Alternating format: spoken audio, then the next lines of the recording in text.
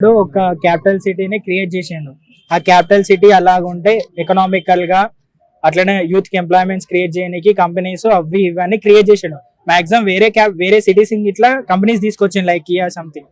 So ఇప్పుడు చంద్రబాబు నాయుడు ఏం చేస్తుండ, చంద్రబాబు నాయుడు పెట్టిన క్యాపిటల్ సిటీని తీసేసి 3 క్యాపిటల్స్ అని చేసేసిండు. ఆ 3 క్యాపిటల్స్ వల్ల ప్రజలు మాది ఏ క్యాపిటల్ ఇప్పటి వరకు తెలియని పరిస్థితి. దానివల్ల ప్రజలు చాలా ఇబ్బంది పడ్డారు. అలాగే అన్ని ఫ్రీ చేసేసిండు. యూత్ కి ఎంప్లాయ్మెంట్ క్రియేట్ చేయకుండా అన్ని ఫ్రీ స్కీమ్స్ పెట్టిండు. దానివల్ల అటర్ ఫ్లాప్ అనిపిస్తుంది నాకైతే జగన్మోహన్ రెడ్డి. చంద్రబాబు గారు తెచ్చిన 3 కంపెనీలు చెప్పగలరా?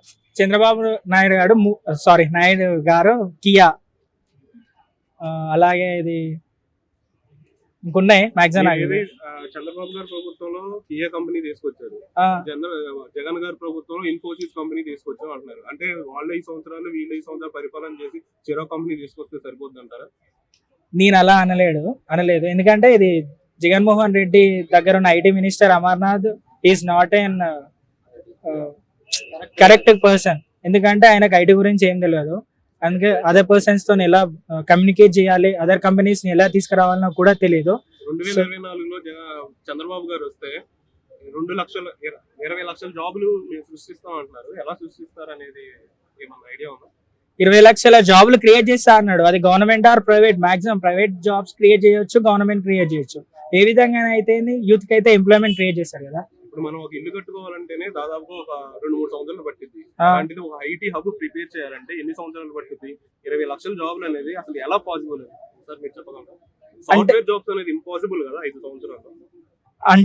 అంటే క్రియేట్ చేస్తా అన్నారు కదా, అదే ఎలా మీరు చెప్పగలరా? మీరు సపోర్ట్ చేస్తున్నారు కదా, ఎలా క్రియేట్ చేస్తారు? 20 లక్షల మందికి ఎలా జాబ్ ఇస్తారు?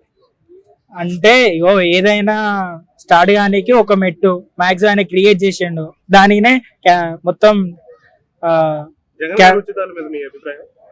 ఉచితాలు అనేది ఎప్పటికైనా సామాన్యులకు ఇబ్బంది. ఎందుకంటే ప్రతి వస్తువు మీద రేటు పెరుగుతుంది. లైక్ ఆయన ఉచితాలు ఎట్లా పెడుతుండు, వైన్స్ ఏంటిది మొత్తం ఆల్కహాల్ మీద రేట్ పెంచేసిండు, వాటిని వీళ్ళకి పనిచేస్తుండు.